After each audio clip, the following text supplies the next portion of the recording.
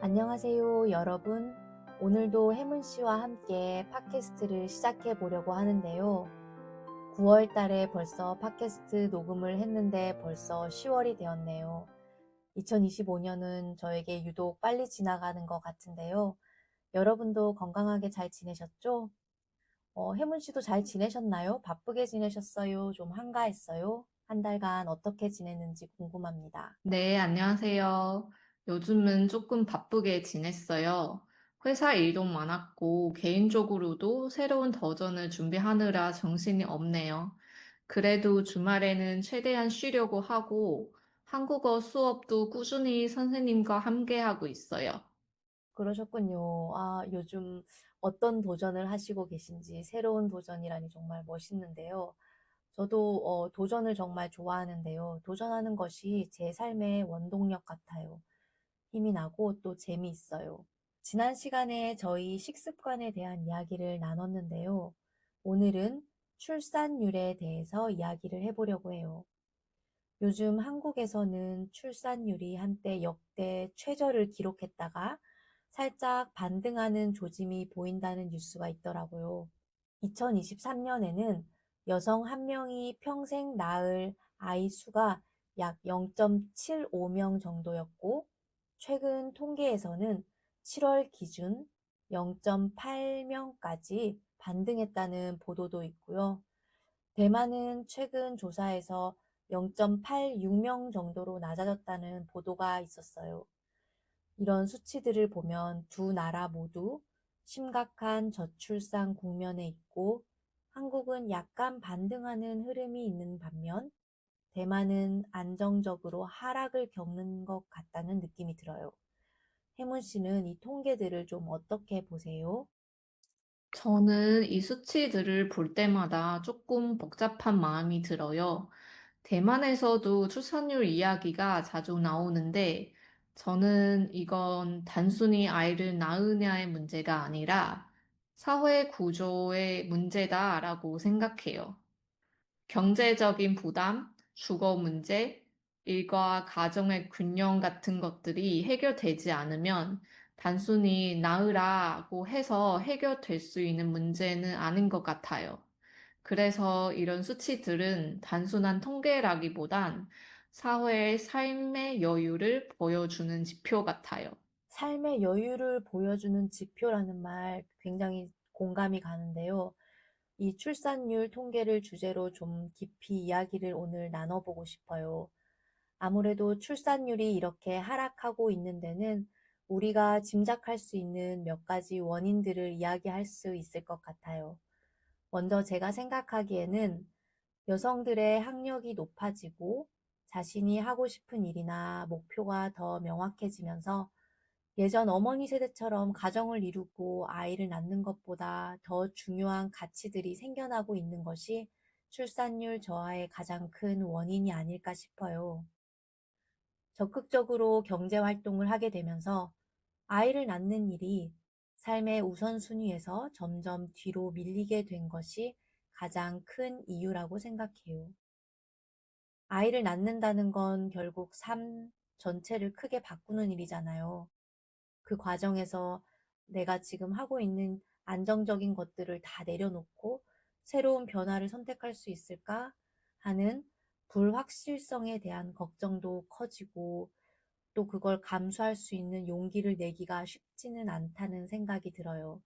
혜문 씨는 좀 어떻게 보세요? 저도 정말 공감해요. 요즘은 결혼이나 출산보다 나답게 사는 것을 더 중요하게 생각하는 사람들이 많잖아요. 특히 여성들이 예전보다 더 많은 기회를 갖게 되면서 꼭 결혼은 해야 행복할까?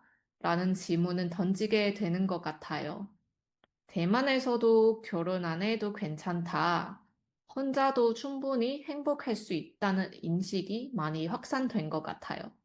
그런데 사회나 어르신들이 여전히 결혼해야 완전한 삶이다 라는 인식이 많다 보니까 선택의 다양성을 인정하는 분위기가 더 필요하다고 느껴요.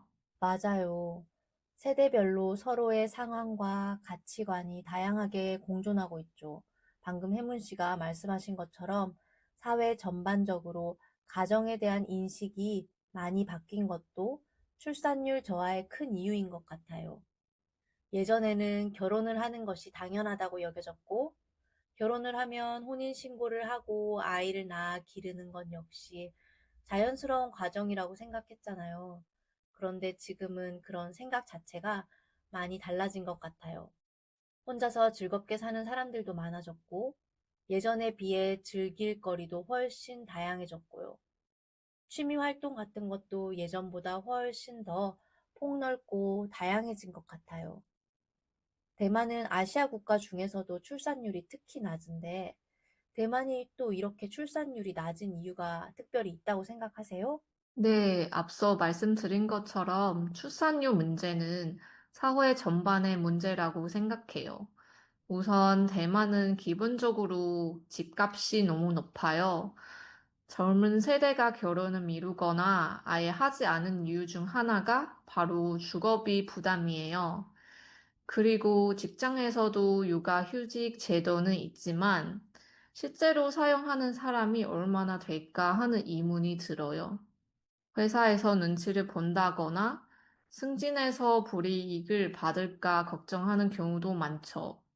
또한 육아휴직 기간 동안 경제적인 부담도 크기 때문에 긴 휴가를 쓰기가 쉽지 않은 것 같아요. 게다가 정부에서 지원하는 교육 시스템이 충분히 잘 갖춰져 있는지도 문제예요.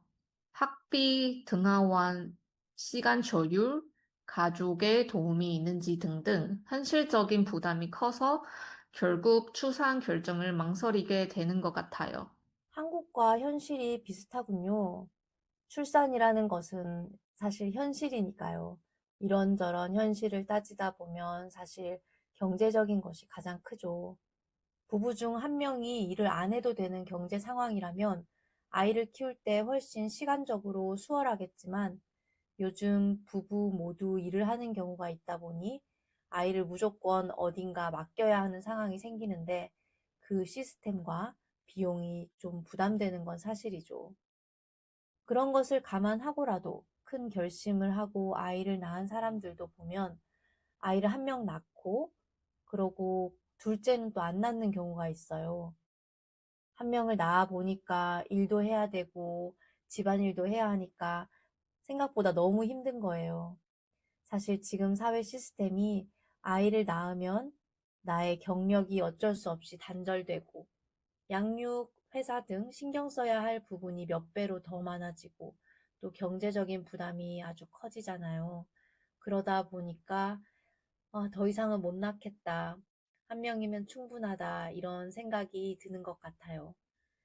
그래서 일단 아이를 한 명 낳은 사람은 아이에 대한 생각이 긍정적인 사람이기 때문에 둘째, 셋째를 또 낳을 수 있는 안정적인 사회적 기반만 마련해 주면 또 아이를 더 낳지 않을까라는 생각도 들어요. 그런 안정적인 사회 기반에는 어떤 것들이 좀 있을까요? 맞아요. 결국은 안전적인 기반이 얼마나 있느냐의 문제인 것 같아요. 저는 그게 단순히 경제적인 지원을 넘어서 시간과 마음의 여유를 만들어주는 사회 구조라고 생각해요. 예를 들어 부모가 아이를 맡길 수 있는 신뢰할 만한 보육시설이 충분해야 하고 회사에서도 육아휴직을 쓰는 게 당연한 분위기가 만들어져야 하잖아요. 또 요즘은 가족 형태도 다양해졌으니까 결혼은 하지 않아도 아이를 키울 수 있도록 법적, 사회적 지원 제도가 넓어져야 한다고 생각해요. 부모가 될 수 있는 사람의 범위를 넓혀주는 것도 중요한 기반 중 하나라고 봐요. 그리고 무엇보다 아이를 낳으면 내 삶이 무너지는 게 아니라 새로운 균형이 만들어진다는 믿음을 줄 수 있는 사회가 되어야 하지 않을까 싶어요. 새로운 균형 너무 좋네요. 지금은 그 균형이 깨지니까 너무 두려운 건데 어떠한 지원으로 인해서 다른 균형 구조가 만들어진다면 정말 좋을 것 같아요. 한국 같은 경우에는 출산을 하면 돈을 얼마 준다거나 집 대출을 좀 싸게 해준다거나 하는 식으로 경제적인 단기간에 혹할 수 있는 그런 정책들을 많이 내놓는 것 같아요. 사실 저는 그런 부분이 가장 아쉬워요. 물론 단기적인 효과는 있을 수 있겠지만 사회 전반의 시스템 자체를 바꾸지 않는 이상 그 효과가 오래 갈 수는 없다고 생각하거든요. 어차피 아이를 낳을 계획이 있던 사람들은 그 돈을 활용하겠지만 아이를 낳는 것 자체에 대해 사회적으로 부정적인 생각을 하는 사람들은 결국 이런 시스템을 사용하지 않을 거라는 생각이 들어요. 그래서 저는 출산과 양육에 대한 사회적인 부정적인 인식을 바꾸는 게 가장 중요한 일이라고 생각합니다. 혹시 대만도 한국과 같은 이런 출산 장려 제도가 있나요? 예를 들어 아이를 낳으면 얼마를 준다 하는 식의 정책이 있는지 궁금하네요. 네, 있어요. 예를 들어서 정부에서 일정 금액의 보조금을 주는 제도가 있어요. 대만 수도 타이베이시는 첫째 아이에게 약 3만 대만 달러, 둘째부터는 더 많은 금액을 지원해요. 하지만 선생님이 말씀하신 것처럼 이런 제도는 단기적인 도움이 될 뿐이지 근본적인 해결책은 아니에요. 아이를 낳은 뒤에 안정적으로 일할 수 있는 환경이 마련되지 않으면 결국 사람들은 이런 보조금보다 삶의 지속 가능성을 먼저 생각하게 되는 것 같아요. 단기간의 도움보다 지속 가능한 도움이 더 절실하죠. 저는 독일에 살면서 독일은 그래도 한국보다는 복지 제도가 좀 낫다는 생각이 들 때가 많아요. 직장인의 경우 법정 휴가 일수도 훨씬 많고 또 자유롭고요. 그런데 독일도 출산율이 그렇게 높진 않더라고요. 독일의 경우 2024년 기준으로 여성 한 명이 평생 낳는 아이 수가 약 1.35명이라는 통계가 있더라고요. 그래도 한 명 이상은 낳고 있다는 셈인데 이런 수치가 나온 데에는 아이를 많이 낳는 문화권에서 온 이민자들의 영향도 크다는 의견도 있어요. 실제로 독일은 이민 배경을 가진 사람들을 포함하면 전체 인구의 약 23%에 달한다고 하니까 이제 이민자들을 단순히 소수로만 볼 수는 없겠죠. 오히려 이민자 배경을 가진 국민도 넓은 의미에서는 다 독일인이라고 생각하고 통계를 이해하는 게 좋을 것 같아요. 독일은 그래도 아이를 낳고 나서 복직하거나 육아휴직 제도, 유치원 시스템 등이 제법 잘 갖춰져 있어서 부담이 한국보다는 어느 정도 덜한 면이 있어요. 여기서 시스템이 잘 갖춰졌다는 말은 돈을 더 준다는 얘기보다 이 권리를 사용하는 것에 눈치를 안 봐도 된다는 것이 큰데요. 저도 아기를 낳고 1년 정도 쉬고 복직을 했는데요. 아주 어린아이를 보낼 수 있는 어린이집 같은 것도 있고 또 회사에서 복직할 때쯤 풀타임으로 바로 시작하기보다는 단축 근무를 하면서 시간을 점점 늘릴 수 있게 해주는 제도가 있어요. 그런 것을 요구할 때 직원이 눈치가 보이거나 미안하다거나 그런 건 전혀 없이 당연하게 생각해주는 그 회사의 태도가 저는 정말 큰 지원이 되더라고요. 예를 들어 단축 근무 제도를 아이가 어릴 때는 사용하는 사람들이 많으니까 보육원에서 아이를 데리고 오는 시간이 대체로 오후 2, 3시쯤이라서 오후 5시, 6시까지 아이가 남아있는 경우는 드문 편이에요. 그래서 아이랑 시간을 보내는 그런 워라밸 구조가 한국보다는 조금 낫다고 느낄 때가 많아요. 물론 단점도 있어요. 육아휴직 기간에는 보통 월급의 60% 정도의 임금을 받게 되고 1년 휴직이 끝나면 다시 아이를 맡기고 직장으로 돌아가야 하는 현실이 있죠.